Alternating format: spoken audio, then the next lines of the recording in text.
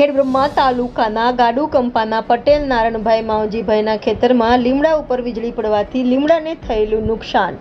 બીજો અન્ય કંઈ નુકસાન થયેલ નથી. ખેડબ્રહ્મા તાલુકામાં મારવાડા ગામે પાછળ ખેતરમાં પડી વીજળી. લીમડાનું ઝાડ, લીમડામાં પડી તિરાડ.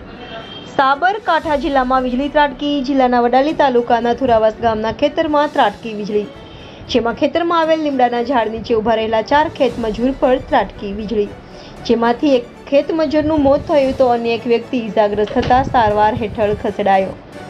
ત્યારે 2 વ્યક્તિઓનો આબાદ બચાવ થયો. રિપોર્ટર જયેશ ઠાકોર સાથે શૈલેષ પટેલ, ઇન્ડિયા 24 ન્યૂઝ, સાબરકાંઠા.